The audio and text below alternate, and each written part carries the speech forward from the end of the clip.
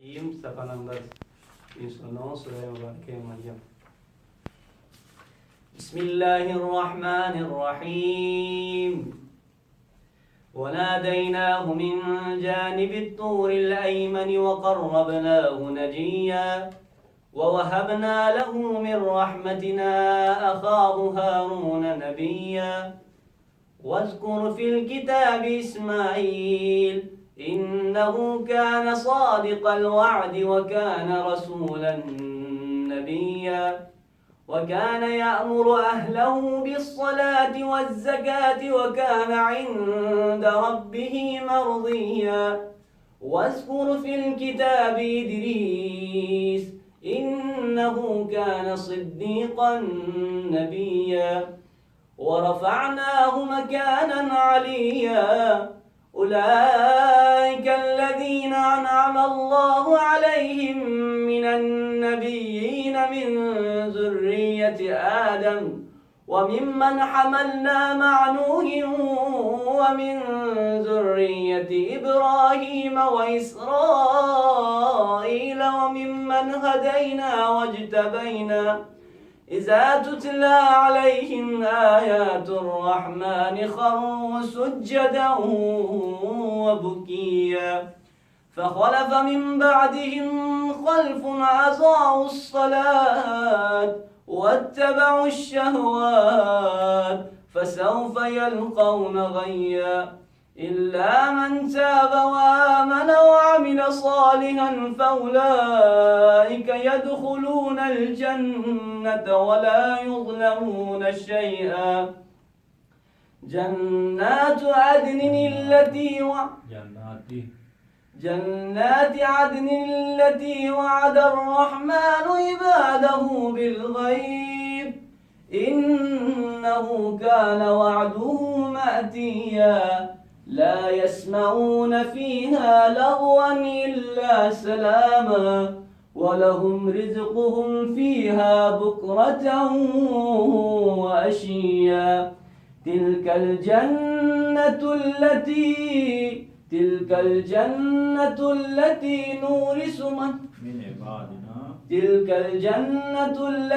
نورث من عبادنا من كان تقيا وما نتنزل إلا بأمر ربك له ما بين أيدينا وما خلفنا وما بين ذلك وما كان ربك نسيا صدق الله العلي العظيم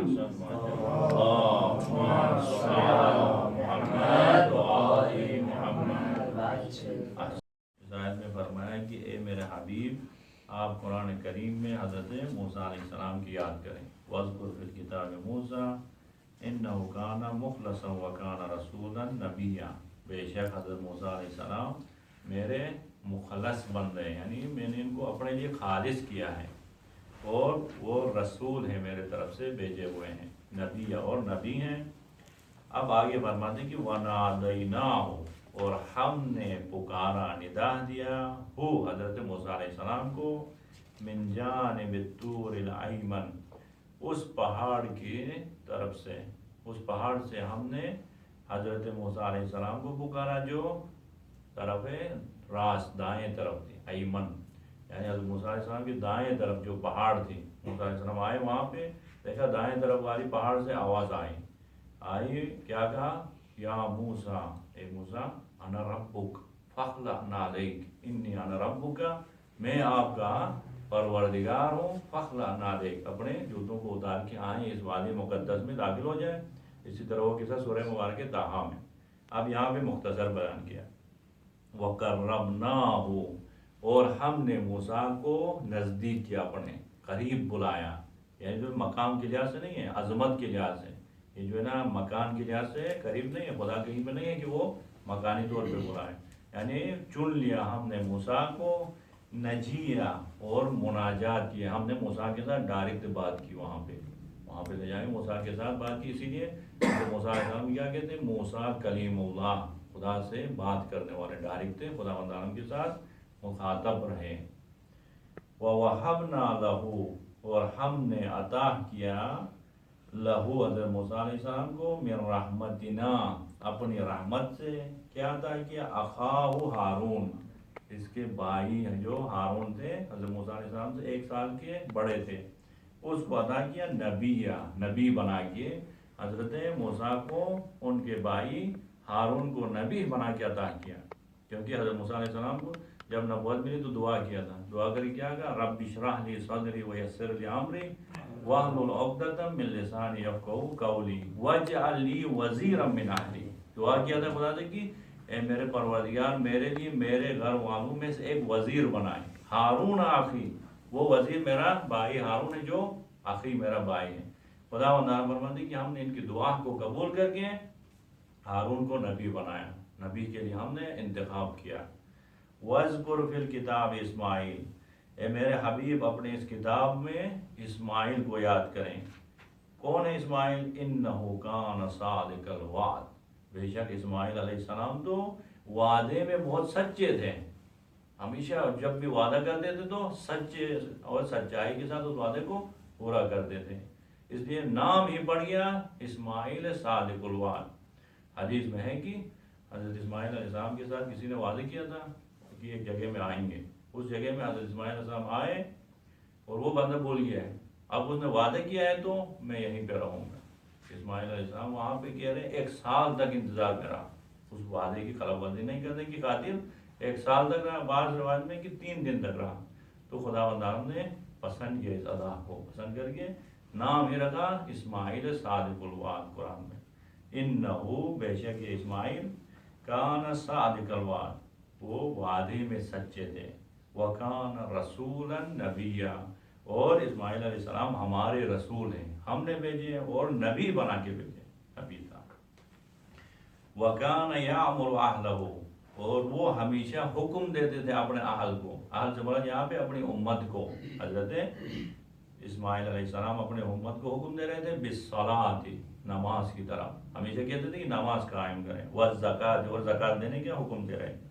وَكَانَ عِنْدَ رَبِّهِ مَرْضِيًّا، اور حضرت اسماعیل علیہ السلام اپنے رب کے پاس بہت ہی اچھے تھے، راضی ہے یعنی خدا اس سے راضی تھے اور وہ خدا سے راضی ہے، ایسا عظیم نبی ہے حضرت اسماعیل علیہ السلام۔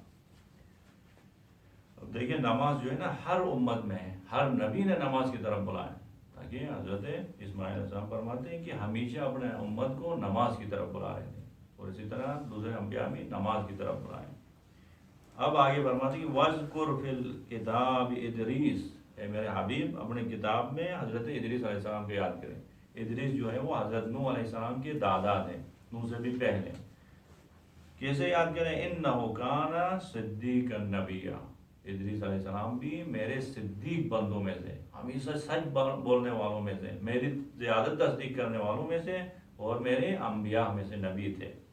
وَرَفَعْنَاهُ مَكَانًا عَلِيًّا، اور ہم نے ادریس کے مقام کو بلند کیا، علیہ بہت ہی بلند کیا۔ اب روایت میں ہے کہ حضرت ادریس علیہ السلام کو بھی 4تھے آسمان پہ رکھے، حضرت عیسیٰ علیہ السلام کے ساتھ بلند کیا، زندہ ہیں ابھی تک وہاں پہ۔ علیہ یعنی اس کے مقام کو اور مکان کو، ہر دونوں کو بلند کیا۔ علی اور رفیع میں فرق ہے، رفیع جو کہتے ہیں نا مکان کے لحاظ سے بلند ہونا، رفیع الدرجات یعنی درجات کو بلند کرنے والے۔ علی کے معنی کیا ہے؟ مقام کے لحاظ سے بھی بلند ہونا ہے، مقام و مرتبہ معنوی لحاظ سے بھی بلند ہونا، اور مکان کے لحاظ سے بھی بلند، مکان میں 4تھے آسمان پہ ہیں، مقام میں وہ نبی اور صدیق ہے، اسی وجہ سے علیہ کا۔ اولئک الذین، یہ وہ انبیاء ہیں جن کے بارے میں شروع حضرت سورہ مبارک مریم کی شروع سے شروع کیا، جو حضرت زکریا سے یہاں تک ذکر کیا، ان انبیاء کے بارے میں فرماتے اولئک الذین، یہ وہ لوگ ہیں انعم اللہ علیہم، ان کے اوپر خداوند عالم نے انعام نازل کیا ہے۔ یہ کہاں سے؟ من النبیین، یہ انبیاء میں سے ہیں، من ذریت آدم، اور آدم کے ہی بیٹوں میں سے، یہ کہیں اور سے نہیں آئے تھے، آدم کی اولاد میں ہم نے ان کو انعام عطا کیا ہے۔ اب خداوند عالم ہمیں صبح و شام یہ حکم دے رہے ہیں نماز میں آپ دعا مانگے، اہدنا الصراط المستقیم صراط الذین انعمت علیہم، پروردگار ہمیں مستقیم راستے میں گامزن رکھے۔ وہ صراط مستقیم کون سا ہے؟ صراط الذین انعمت علیہم، ان لوگوں کا راستہ جن کے اوپر آپ نے انعام نازل کیا۔ انعام کن کے اوپر نازل کیا؟ خداوند عالم یہاں فرماتے ہیں کہ ہم نے ادریس کے اوپر، ہم نے اسماعیل کے اوپر، ہم نے ابراہیم کے اوپر انعام نازل کیا، ہمیں ان کے راستے پہ چلائیں۔ من ذریت آدم وممن حملنا مع نوح، اور یہ انبیاء جو ہے نا ان میں سے جن کو نوح نے اپنی کشتی میں اٹھایا، ساتھ حمل کیا، اٹھا لیا۔ ومن ذریت ابراہیم، اور یہ انبیاء جو ہیں وہ ابراہیم کی ذریہ میں سے، ابراہیم کی ذریہ میں سے کیا؟ اسحاق ہو، یعقوب ہو اور ابراہیم، یہ اسحاق ہو، یعقوب اور یوسف ہو، یہ سارے جو ہے نا حضرت ابراہیم کی ذریہ میں سے۔ وہ اسرائیل، اور یہ ذریہ اسرائیل ہے، ذریہ یعنی اولاد۔ اسرائیل کون ہے؟ حضرت یعقوب علیہ السلام کا دوسرا نام ہے اسرائیل، بنی اسرائیل کے تھے، بنی اسرائیل کے جو تمام انبیاء ہیں وہ اسرائیل کی اولاد یعنی حضرت یعقوب کی اولاد میں سے۔ وَمِمَّنْ هَدَيْنَا وَاجْتَبَيْنَا، اور ہم نے ان کے اوپر انعام نازل کی جن کو ہم نے ہدایت دی ہے۔ وَمِمَّنْ، ان لوگوں کے اوپر ہمارے انعام نازل ہیں جن کو ہم نے ہدایت دی ہے، وَاجْتَبَيْنَا، اور ہم نے ان کو چن لیا ہے، اپنے لیے مخصوص کیا ہے۔ کیسے ہیں وہ لوگ؟ ان کی صفات کیا ہے؟ اِذَا تُتْلَى عَلَيْهِمْ، جن کو ہم نے چن لیا ہے، ان کے اوپر جب تلاوت کی جاتی ہے آیات الرحمن، رحمان کی آیات کی، قرآن کریم کی تلاوت ہوتی ہے تو خروا سجدا، وہ جھک جاتے ہیں سجدے پہ۔ خدا کی عظمت کو جب وہ کیا ہے درک کرتے ہیں آیات الہی میں تو فوراً خدا کی عظمت کے سامنے جھک جاتے ہیں، تواضع اختیار کرتے ہیں۔ وَبُكِيَ، اور گریہ کرتے ہیں، ان کے آنکھوں سے بے اختیار آنسو نکل رہے ہیں، شوق کے آنسو، خوف کے آنسو نہیں، شوق کے آنسو، یہ خداوند عالم کی آیات کو سن گیا۔ کہہ رہے ہیں کہ دوسرے ہجری میں کرن دوم میں دیکھا تو ایک وہ تھا، جا رہے تھے، ایک عام ڈاکو تھا، جب آیات الہی کا اثر ہو نا واقعی انسان بے اختیار ہوتا ہے، بے اختیار سجدے میں وہ گر جاتا ہے۔ فضیل ابن یسار ایک ڈاکو ہیں، جا رہے ہیں جا کے کسی کے گھر کی دیوار پہ نکلے رات کو چوری کے لیے، ڈاکو ماری کے لیے گئے، دیوار پہ نکلے تو اندر بیٹھے ایک شخص قرآن پڑھ رہا ہے، قرآن کی تلاوت میں سورہ مبارک ہے، حدیث کی اس آیت میں پہنچا، الم یعن للذین آمنوا ان تخشع قلوبهم لذکر اللہ، آیا وہ وقت نہیں آیا ہے آپ کے اوپر کہ خداوند عالم کے ذکر سے، خداوند عالم کے آیات کی یاد سے آپ کے دل خاشع ہو جائیں۔ اس آیت کی ترجمہ اس طرح، الم یعن للذین آمنوا ان تخشع قلوبهم لذکر اللہ، آیا وہ وقت نہیں آیا ہے جس کی وجہ سے یاد خدا میں آپ کے دل خاشع ہو جائیں۔ اب یہ ڈاکو ہے، چوری کے لیے گیا ہے، دیکھا دیوار پہ بیٹھ کے سن لیا آیات الہی کا اثر، کہا وہاں پہ بھلا بھلا وہ وقت آیا ہے، وہ وقت آیا ہے کہ خدا کی یاد سے میرا دل خاشع ہو چکا۔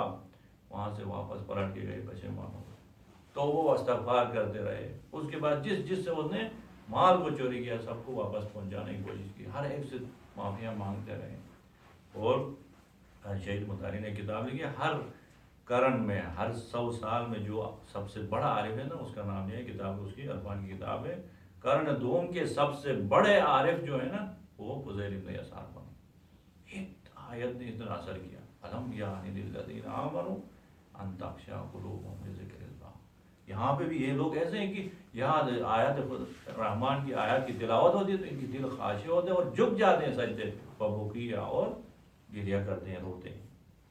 فخلف من بعدہم، پس چھوڑ دیے ان کے بعد، خلف، اولاد، نیک اولاد اس کو ذریہ کہتے ہیں، برے ہوں بد کردار ہوں تو اس کو خلف کہتے ہیں۔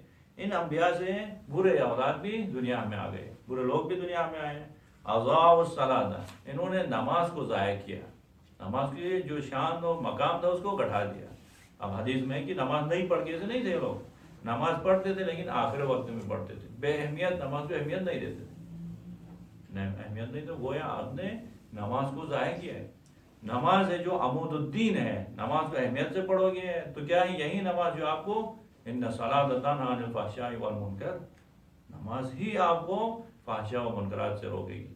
نماز کو اہمیت نہیں دو گے تو نماز کے بعد فوراً کیا فرماتے ہیں، اضاعوا الصلاۃ واتبعوا الشہوات، نماز کو برباد کیا، ضائع کیا، نماز کے مقام کو گھٹایا اور انہوں نے شہوات کی پیروی کی، کیونکہ نماز سے شہوات سے روکتی تھی، نماز کو انہوں نے اہمیت نہیں دیا، خود شہوات میں پڑ گئے، صبح و شام گناہوں میں مبتلا رہے۔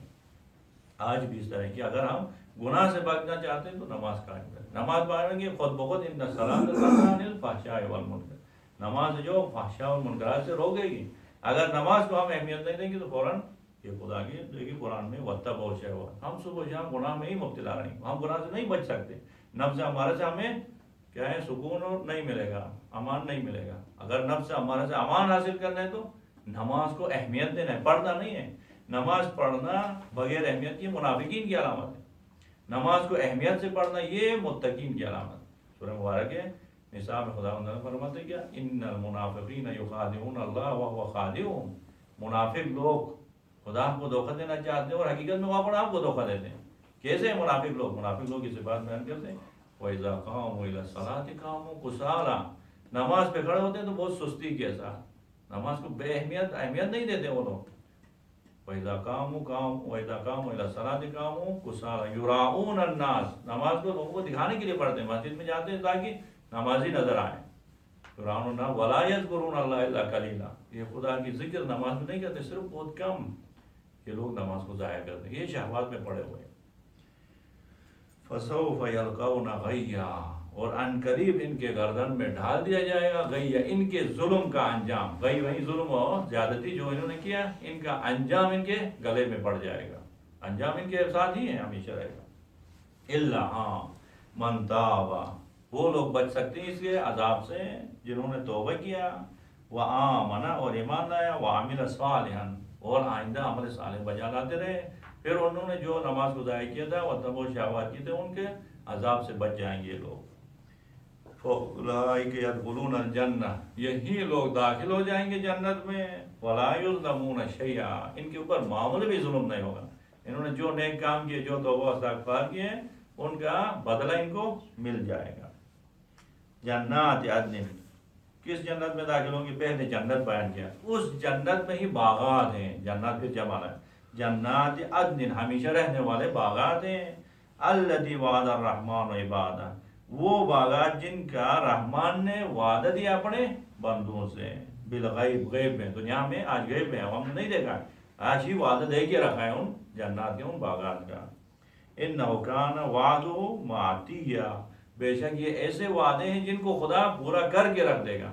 اور یہ وعدے وفا ہونے والے ہیں، ایسے نہیں کہ ان وعدوں کا خلاف کرے گا، خلاف ورزی نہیں ہوگی. لا یسمعون فیہا لغوا الا سلاما، ان باغات میں، ان جنات میں نہیں سنیں گے آپ لوگ لغون فضول بات، بے ہدف بات. الا سنو گے تو صرف اور صرف سلاما، ہمیشہ ہر طرف سے آپ کو سلامتی کی آواز آئے گی. کہیں گے سلام ہو آپ پر، سلام ہو آپ پر، خدا کی رحمتیں ہو آپ پر. ہر طرف سے آپ کے لیے خوش آمدید کی آوازیں آئیں گی. وَلَهُمْ رِزْقُهُمْ فِيهَا بُكْرَةً وَعَشِيًّا، اور ان متقی لوگوں کے لیے رزق ہے. رزقہم، ان کا رزق ہے. فیہا، ان جنات میں، ان باغات میں. بُكْرَةً وَعَشِيًّا، بکرا صبح کے وقت، وعشیہ شام کے وقت. صبح و شام وہ کھاتے رہیں گے وہاں پہ، جو کچھ چاہیں وہ کھاتے رہیں گے. تِلْكَ الْجَنَّةُ الَّتِي، یہ وہ جنت ہیں. نورث من عبادنا، نورث ہم ورثے میں لیتے ہیں، من عبادنا ہمارے بندے. من کان تقیہ، ہمارے بندوں میں سے جو متقی لوگ ہیں، جو انہوں نے تقوی اختیار کیا، جنہوں نے گناہ سے اپنے آپ کو روکا ہے، ان کے لیے یہ جنت ورثے میں ملے گی. یہ جنت اس کو ملے گی. وما نتنزل الا بامر ربک.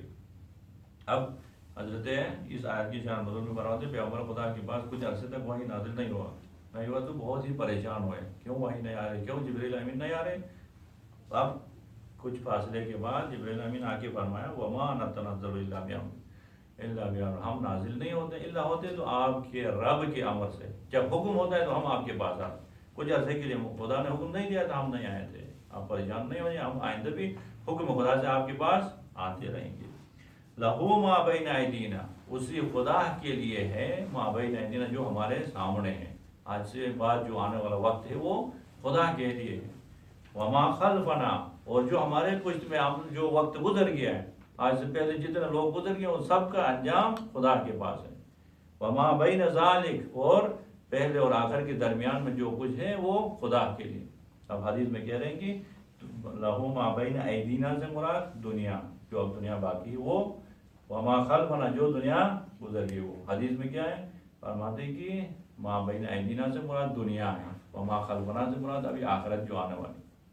اور وما بین ذالک، دنیا اور آخرت کے درمیان 2 دفعہ سور پھونکا جائے گا. ایک دفعہ جب سور پھونکیں گے سارے لوگ مریں گے دنیا میں جو کچھ ہے.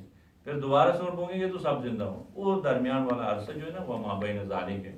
روایت میں 40 سال تک سمجھو ایک سور پھونکنے سے دوسرے تک یہ عرصہ رہے گا. 40 سال تک سب کے سب مرے ہوں گے, صرف اور صرف خدائے واحد قہار زندہ ہوں گے.